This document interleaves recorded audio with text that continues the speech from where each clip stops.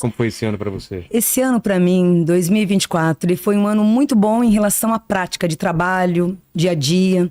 Mas foi um ano, assim, muito dificultoso em termos de conhecimento. Foi um ano, assim, de muito crescimento. Mas eu costumo aprender muito com a dor, sabe? Tem muitas coisas que eu poderia ter feito durante anos, né? E fui deixando. Empurrando com a barriga? Isso, assim? Empurrando com a barriga, tapando o sol com a peneira, enxergando muitas coisas. Por que a gente faz isso? Às vezes é medo da mudança? Medo. É porque é cômodo pra gente seguir do jeito que tá? Medo, comodismo. Eu acho que no meu caso é mais o comodismo, né? Então você tá enxergando ali várias coisas, são decorrer de anos você enxergando diversas coisas. E acho que exatamente a palavra correta é o comodismo. Mudar vai demorar muito, corrigir vai demorar mais ainda, então vou levando. E esse ano, não só para mim, que eu acredito que para muitas outras pessoas, foi um ano de muita descoberta, onde você teve que aprender, renovar a situação da tua vida ou de hábitos que ali repetitivos estavam te incomodando muito, para mudar. Mas como foi um ano regido, né, por Omulu, né? Saint-Germain é o dono da transformação, o dono da mudança, né? E também, né, o nosso guardião, que é Exu, ele também entrou movimentando todo esse caminho. Então, esse ano foi o quê? Um ano em que você, de repente, estava enrustindo alguma mudança, ou determinada pessoa, tirar determinada pessoa da tua vida, ou mudar de emprego, ou mudar o itinerário da tua vida. E lá no ano passado, que foi 2023, de repente você tapou o sol com a peneira. Esse ano, aqueles que tentaram fazer isso, inclusive eu, Wandinha, né? Foi assim os que mais apanharam. Porque ele fez você limpar a casa sem perguntar se estava doendo ou não. Então, para mim, foi um ano de uma evolução muito grande, de um crescimento muito grande. Eu falei muito esse ano que eu aprendi muito aos meus 51 anos de idade. Porque foi 51? 51. Fiz 51. Poxa. E eu tô com 54. Sério? Somos da mesma geração. Aham, então, da mesma geração. 70, você é de 70 73. 73. Eu sou 73. E eu demorei muito, sabe, pra crescer, pra me evoluir como uma adulta mesmo. E esse ano eu tive que aprender na marra. Então, pra mim, em relação ao conhecimento com a terra, com as pessoas, esse ano foi um ano muito pesado, porque doeu demais. Mas, por incrível que pareça, agora o mês de dezembro, que é o último mês, eu posso te dizer que está sendo um mês maravilhoso. Sabe qual a sensação?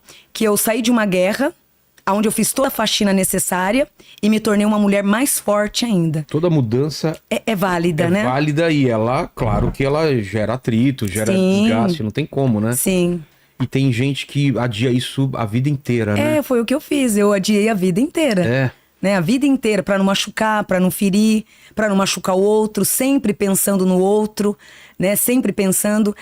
E esse ano, tipo assim, Wandinha, não vai poder, filha, você vai ter que pensar em si própria. E o pensar em si própria foi um ano de sangramento, né? Com o meu lado emocional, com o meu eu.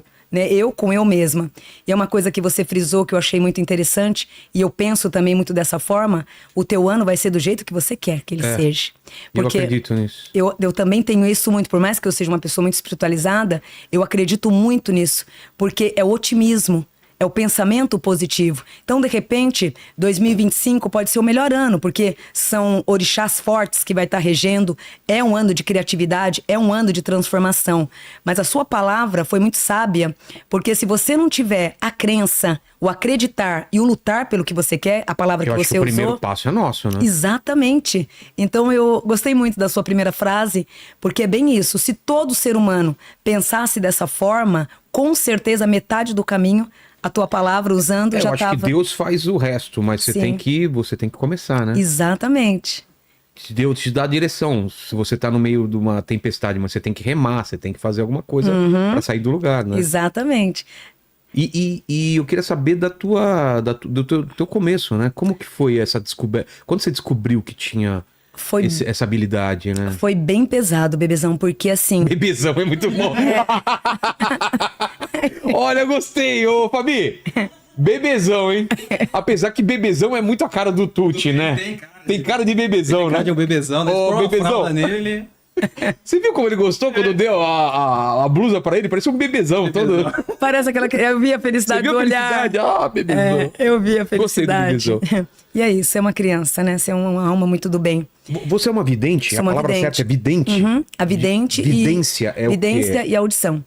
É você... Um exemplo. É uma habilidade? É um dom espiritual. Tipo, você tá sentado, certo. Eu descrever alguns detalhes da tua vida sem que você me fale ele. Tá. Então, isso é o dom da vidência, da clarividência. Mas você usa o mundo espiritual para ter acesso a essas informações? Sim. Ah, tá. Sim. Antigamente, no começo dos 6 anos de idade, quando surgiu... Até Aos 6? 6 anos. Nossa, é muito cedo. Foi cedo e foi assim... Você ficou assustada? Muito. Você lembra? Como que foi? Lembro detalhes. Eu lembro, se você me perguntar assuntos da minha vida aos 4 anos de idade, eu sei detalhes dos meus 4 anos. Dos meus 4 anos de idade até a data de hoje, eu sei muito o itinerário da minha vida. E aos 6 anos de idade foi a minha primeira vidência. Onde eu tive uma vidência, né? De um senhor alto com uma criança. E aquilo ele foi se aproximando de mim e disse pra mim, não se assuste. A partir de hoje, eu passo a ser o seu mentor. Isso foi um sonho ou foi uma visão de olho aberto? Uma visão de como se estivesse aqui, todos vocês aqui, de olho aberto. Aí eu peguei e comentei com a minha mãe, menina, você tá ficando louca. Eu vou falar pro teu pai te internar, que agora você tá ficando louca. Falei, mãe, eu vi. Ele disse que agora ele vai ser meu mentor. Imagine isso numa família católica. Nossa. Então, a minha mãe já logo, que eu tava vendo demônio, que eu tava perturbada. Levar pro padre. Sim, exatamente. Chegou e padre na minha casa, tudo. E eu sempre fui uma criança muito imperativa, né? Naquela época, uma criança tentada, né? De movimentos, de ação. Então, pra minha mãe, naquela época, eu tava literalmente demoniada. Então, aquela vidência foi uma das primeiras e depois foi surgindo mais. Então, isso foi aumentando cada dia mais. As cenas piores foi as dos 6 até os 12 anos, porque não era uma vidência que você podia controlar ela, né? Eu narro muito essa senhora. Hoje eu considero e sei que ela é literalmente um obsessor, porque essa senhora, ela aparecia pra mim todas as noites. Então, quando eu ia dormir, por volta da meia-noite e meia, ela vinha, literalmente, ela puxava o meu cobertor a ponto de eu ficar sem ele. Para, que medo. Por Deus. Ô, Kratos. Por Deus. Acontece isso contigo, velho? Nossa, não tem, a coberta você se esconde, né? Aí não tem o que fazer. Por que a gente se esconde na coberta? Como se deve ter alguma proteção. Os espíritos, o demônio não consegue atravessar, né? A gente viu que não funciona, né? Ele puxa. Puxou. Nossa. E aquele eu sem coberta. Aí dormíamos em 3, né? Sei. Aí eu imaginei, é uma das minhas irmãs, porém todas dormindo. Aí eu eu puxava. De volta. E aquela tremedeira. E isso era todas as noites. Aí o que começou a acontecer? Você conversava, falava alguma coisa? Com essa senhora, não. Essa senhora, com certeza, né, hoje, né, depois de muitos anos, ela foi o meu inimigo oculto, né? Ela foi um obsessor que, infelizmente, quando a Wanda reencarnou, ela veio, eu trouxe ela junto comigo. Qual era... Por que ela fazia? Dificuldades espirituais, perseguições kármicas. Nós temos inimigos físicos, né? Certo. Porém, nós também traz inimigos astrais. Ela era o meu inimigo astral. Mas por quê? O que ela ganha com isso? O ganhar era tirar eu de cena. O propósito maior dela, sabendo que eu era uma médium, que eu podia fazer alguma diferença diante da Terra com o decorrer do tempo. Tentar tirar você fora de cena. E a brincadeira foi longe, porque eu passei a não dormir mais durante a noite, então de manhã ir pra escola com sono. Então a minha vida se tornou um inferno muito grande. Com sua mãe? Eu reclamava, mãe, ela apareceu. Aí eu ia pro quarto, porque toda criança vai pra onde? Pra cama dos pais. Vai pro teu quarto, né? Vai pra lá. Então era aquele inferno o tempo inteiro. Então a minha infância ela foi muito conturbada. Em relação às amizades, não tive amigos. Porque, você não vai poder brincar com a filha da macumbeira. Né? Coitada da minha mãe, ela nem era. Minha mãe era católica, né? Porque com os amiguinhos... tem 3 amiguinhos, você não vai dar o brinquedo pro outro? Não, Wandinha, só tem eu e você. Não, tem outro amiguinho aqui. Mãe, a Wandinha tá vendo 3 amiguinhos. Então aquilo gerava uma confusão muito grande entre as mães e eu passei a não ter amigos, né? Porque até então, não vai brincar com a Wanda, não vai brincar com a Wandinha, porque a filha da dona Naira, ela vê espírito, ela é uma menina perturbada. Aí o que eu optei? Eu optei para começar a trabalhar aos 7 anos e meio. Então, eu literalmente substituí a minha infância. Minha mãe já era uma empregada doméstica na época, né? Aonde eu comecei a fazer os trabalhos domésticos junto com a minha mãe. Porque até então eu não vou brincar com as crianças, porque até então eu vou ser julgada. Então eu vou começar o quê? Trabalhar. Então, aos 7 anos, já ajudava nessa casa que a minha mãe trabalhava. Eu ajudava minha mãe a lavar louça, a limpar a casa. Tinha um banquinho que eu subia pra lavar as louças. Porém... trabalhando já... eu comecei a trabalhar aos 7 anos e meio, né? 7 para 8 anos. E hoje, graças a Deus, eu agradeço muito também por tudo isso. Mas essas vidências todas eram, assim, perturbadoras. Então, eu já tive esse dom, comecei a ter a noção do dom. Meio sexto sentido? Isso, exatamente. Era aquilo lá. Era exatamente. Era real, você via perfeitamente. Velório, né? Velório também, você via tudo que estava acontecendo.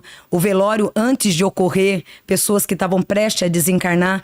Hoje eu não trabalho com premonições de desencarne. Por mais que eu saiba que a pessoa... O que é uma premonição de desencarne? Você vem até a minha clínica, Wandinha, olha, Deus me livre e guarde, um primo meu tá doente, ele tá numa UTI, eu quero saber se ele vai desencarnar.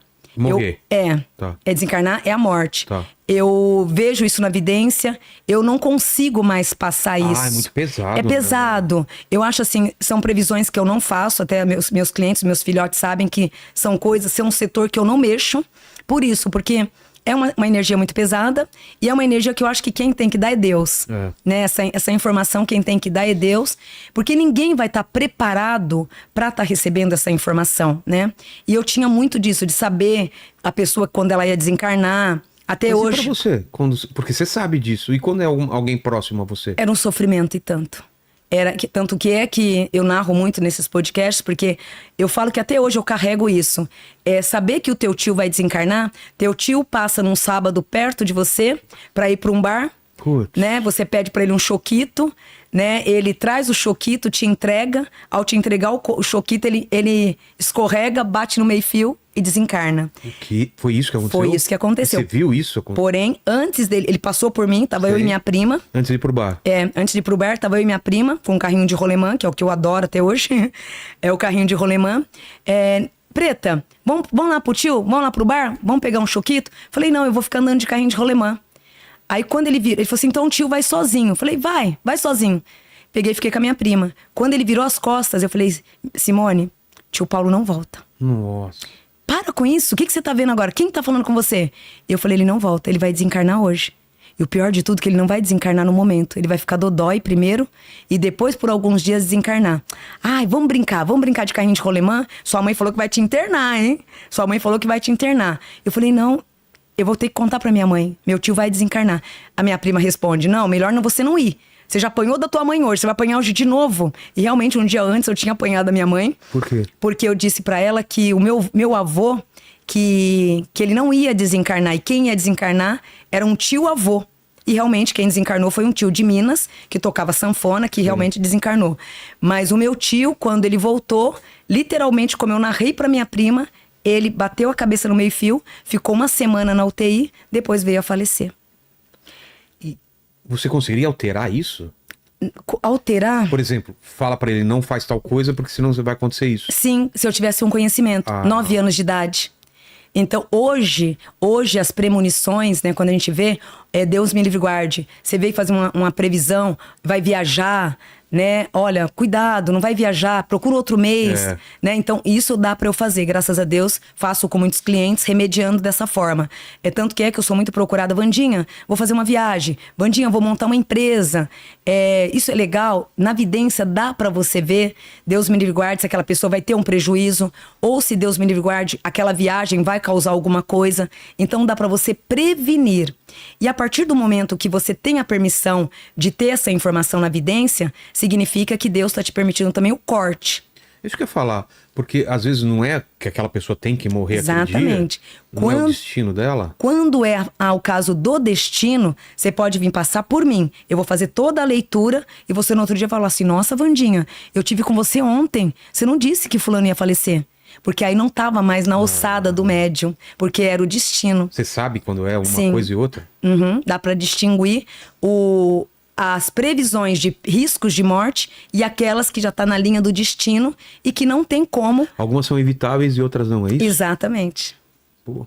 Então, é um mundo assim bom, amo o que eu faço, mas ao mesmo tempo é um mundo... traz uma responsabilidade muito grande e o afastamento de todo mundo, né? Hoje, se você perguntar, você tem uma vida social? Não. Tem amigos? Também não. né? Então eu não formei amigos, eu não tenho uma vida social. Hoje meus amigos são meus filhos, hoje meu esposo dentro de casa. Então eu não tenho amizades, porque em festas mesmo... Mas, por exemplo, seu marido não consegue te trair, né? Não pode. Ele não é louco? Não, mas não tem como, né? Não é? Será, marido? Fala, eu estava com meus amigos no bar. Fala, não tava. Não tava. Você tá vendo meu celular? Não preciso, né? Olha o medo que ele tem de mentir. Você imagina no começo de um relacionamento. É. Ele dançou humildinho, não foi? É, foi não? humildinho. Ele omitiu 2 coisas pra mim. Eu falei assim, você tem 2 chances pra me dizer a verdade. Mas é verdade, vida, eu tô te dizendo a verdade. Eu falei, você não tá me dizendo a verdade. Você quer que eu te explique? Não, mas eu tô te dizendo a verdade. Eu falei, você vai ter a 3ª chance pra me explicar. E foi dito e feito, né?